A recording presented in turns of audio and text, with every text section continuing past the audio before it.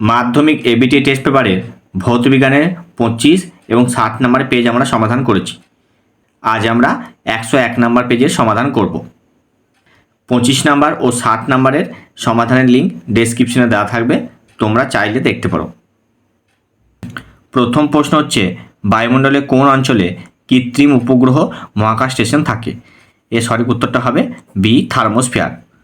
2 নম্বর, ozone স্তর ধ্বংসে অনুঘটকের কাজ করে হচ্ছে সিএফসি।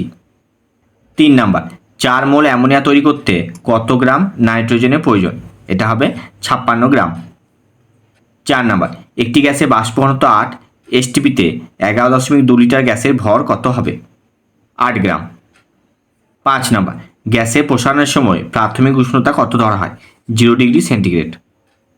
6 নম্বর, কাঁচ নির্মিত কোনো লেন্সকে জলে নিমজ্জিত করলে ফোকাস দৈর্ঘ্য কী পরিবর্তন হবে?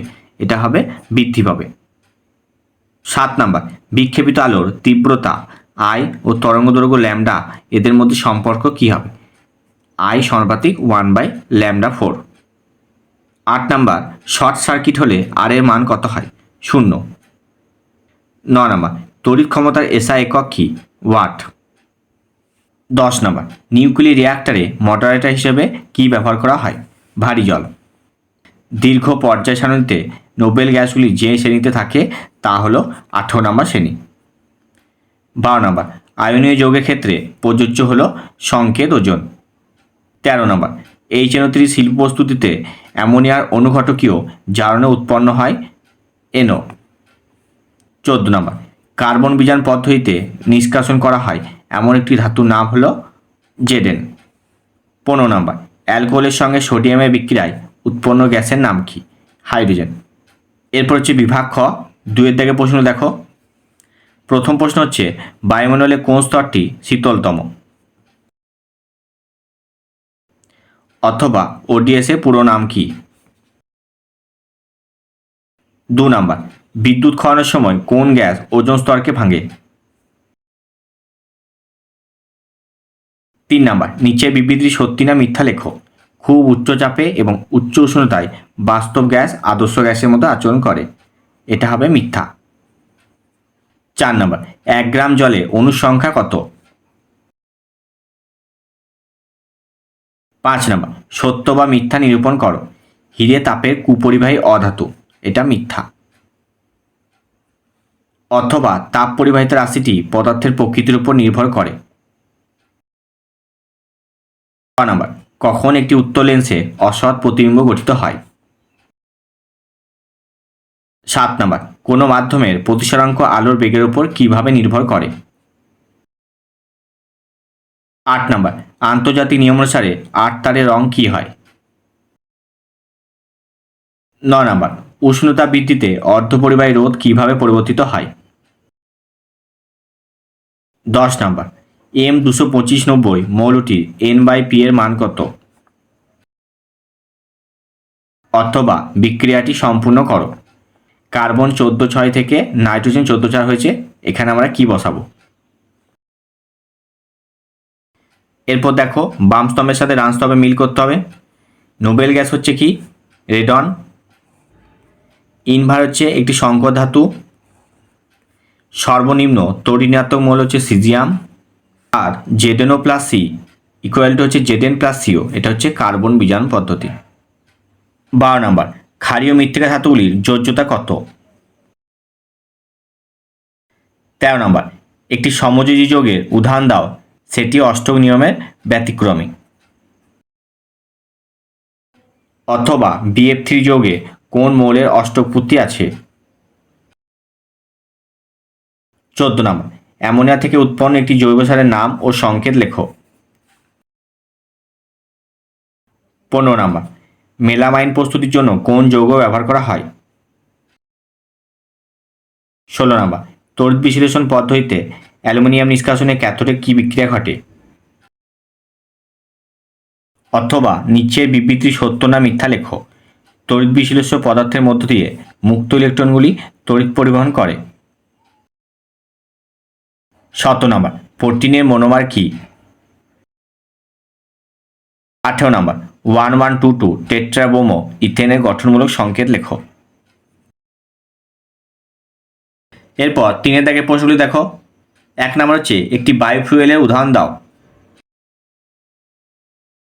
অথবা সিবিএম এর পুরো নাম কি? 3-2 কি বলেছে দেখো, -3 ডিগ্রি সেন্টিগ্রেড তাপমাত্রায় নির্দিষ্ট পরিমাণ একটি গ্যাসের আয়তন 750 সিসি। গ্যাসটিকে স্থির চাপে উত্তপ্ত করা হলো যতক্ষণ না পর্যন্ত এর আয়তন 1 লিটার হয়। এর চূড়ান্ত উষ্ণতা কত?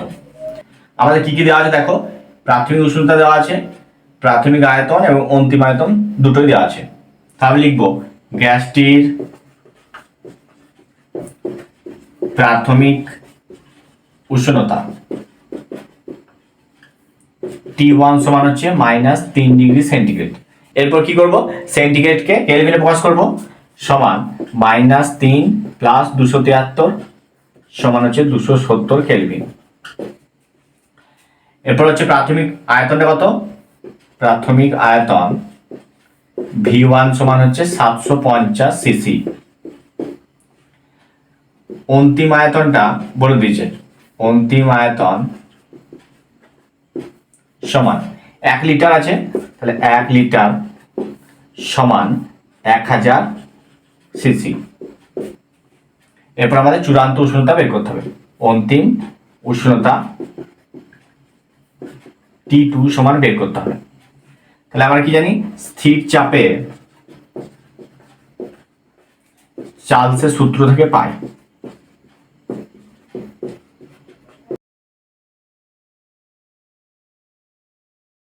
তাহলে সূত্রটা কি হয়, V1/T1 ইকুয়াল টু V2/T2। আমাদের কি বের করতে হবে, T2, তাহলে T2 সমান V2 into T1 by V1 বা T2 সমান V2 মানে কত 1000 ইন্টু T1 সমান কত 270 বাই V1 মানে হচ্ছে 750। এরপর তাহলে কাটাকুটি করো, এই শূন্য কাটলো, তাহলে এরপর 25 দিয়ে কাটো, 25 3 25 40 3 9, T2 সমান হচ্ছে 360 কেলভিন। তাহলে আমাদের চূড়ান্ত উষ্ণতা কত হবে, চূড়ান্ত উষ্ণতা সমান 360 মাইনাস 273 সমান 87 ডিগ্রি সেন্টিগ্রেড। এরপর হচ্ছে 4 atm চাপে ও 300 কে উষ্ণতায় 8 গ্রাম হাইড্রোজেন গ্যাসের আয়তন কত? আর এর মান বলেছে 0.082। তাহলে কি কি দেওয়া আছে আমাদের সেগুলো লিখে ফেলি। তাহলে চাপ সমান কত দেওয়া আছে 4 atm, তাহলে P সমান হচ্ছে 4 atm, T সমান কত বলেছে 300 কে, আর হাইড্রোজেন গ্যাসের ওজন দেওয়া আছে মানে WH2 সমান হচ্ছে 8 গ্রাম। ভিটা বের করতে হচ্ছে, তাহলে এদের মধ্যে কি সম্পর্ক হয়, PV ইকুয়াল টু nRT। এর মধ্যে আমার P দেওয়া আছে, ভিটা বের করতে হবে, আর এর মান জানি, T এর মান জানি, শুধুমাত্র n এর মান জানি না। তাহলে আমরা nটা বা মোল সংখ্যাটা বের করে নেব। তাহলে n সমান কি হয় W/m। এখান থেকে আমরা V সমান কি পাচ্ছি nRT/P। তাহলে V সমান n এর মান কত পেলাম 4, আর এর মান হচ্ছে 0.082, T সমান হচ্ছে 300 বাই P মান হচ্ছে 4। তাহলে এখানে দশমিকটা তুলে দিই, তার জন্য নিচে 1000, তাহলে এই 4 4 কেটে গেল, 300 দুটো শূন্য কেটে গেল, তাহলে এটা কত পড়ে হচ্ছে 3 দুগুণে 6 3 8 24, 246 বাই 10 সমান হচ্ছে 24.6 লিটার। তাহলে গ্যাসটার আয়তন কত হবে 24.6 লিটার। 3 অবতল দর্পণ দ্বারা একটি বিস্তৃত বস্তুর বিবর্তিত অসৎবিম্ব গঠন চিত্র সহ ব্যাখ্যা করো। উত্তরটা দেখো, অথবা গামা রশ্মি ও এক্স রশ্মির মধ্যে দুটো পার্থক্য লেখো। পার্থক্যটা দেখে নাও। পরের অঙ্ক হচ্ছে, এটা হচ্ছে চলতরিত অধ্যায় থেকে। তাহলে 440 ওহম রোধে বাতিকে 220 ভোল্ট মেন্সে 10 ঘন্টার জন্য যুক্ত করা হলো, ব্যয়িত তড়িৎ শক্তি ভোল্ট এককে নির্ণয় করো। তাহলে কি দেওয়া আছে, এটা 440 ওহম মানে হচ্ছে R সমান হচ্ছে 440 ওহম, 220 ভোল্ট মানে কি V দেওয়া আছে 220 ভোল্ট। তাহলে আমাদের কি তড়িৎ শক্তি বের করতে বলেছে, তাহলে তড়িৎ শক্তি বের করার জন্য আমরা কি করবো, প্রথমে ক্ষমতা বের করব। তাহলে ক্ষমতা পি সমান কি হয়, ভি স্কোয়ার বাই আর। তাহলে ভি মানে কত, 220 গুণ 220 বাই আর মানে হচ্ছে 440। তাহলে এই একটা শূন্য কাটলাম, 22 দিয়ে 44 কে কাটলে 2, এটা হবে 110 ওয়াট। পি সমান বেরোলো 110 ওয়াট। এরপর যেহেতু আমাকে ভোল্ট এককে নির্ণয় করতে হবে, তার মানে কি এটাকে আমাকে 1000 দিয়ে ভাগ করতে হবে, কিলোওয়াটে নিয়ে আসতে হবে। তাহলে 110 বাই 1000, এটা হবে কি কিলোওয়াট, সমান হচ্ছে 0.1 কিলোওয়াট। এরপর আমাদের ব্যয়িত তড়িৎ শক্তি বের করার সূত্র কি হবে, ক্ষমতার সাথে আমাদের সময়টা গুণ করে দেবো, তাহলেই তড়িৎ শক্তি পেয়ে যাবো। তাহলে লিখব ব্যয়িত তড়িৎ শক্তি ভোল্ট এককে সমান, তাহলে আমাদের ক্ষমতা কত, 0.11 ইন্টু সময় কত দেওয়া আছে 10 ঘন্টা, তাহলে 10 দিয়ে গুণ করে দাও, সমান 1.1 ভোল্ট। 5 নাম্বার, CH4 এর লুইস ডট ডায়াগ্রাম এঁকে দেখাও যে CH4 সমযোজী বন্ধন দ্বারা গঠিত। দেখো উত্তরটা। 6 নাম্বার, সোডিয়াম ক্লোরাইড একটি ধর্মের সাহায্যে দেখাও যে সোডিয়াম ক্লোরাইড আয়ন দিয়ে গঠিত।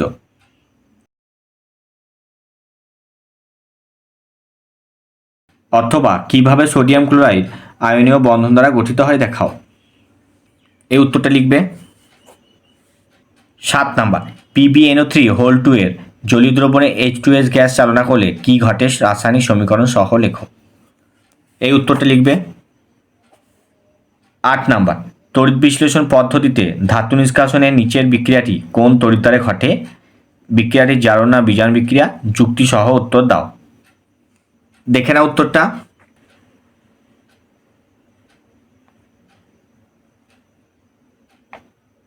অথবা অ্যালুমিনিয়ামের একটি ব্যবহার উল্লেখ করো। দেখে নাও উত্তরগুলো। আম্লিক খাদ্য অ্যালুমিনিয়াম পাত্রে রাখা উচিত নয় কেন, তোমরা শুধু অ্যালুমিনিয়ামের বিক্রিয়াটি লিখবে। 9 নাম্বার, পরিবর্তন করো ইথিলিন থেকে অ্যাসিটিলিন। উত্তরটা দেখে নাও।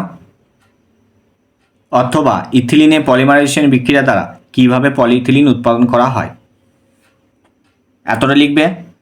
বাকি প্রশ্নগুলো পরে ভিডিওতে সমাধান করব।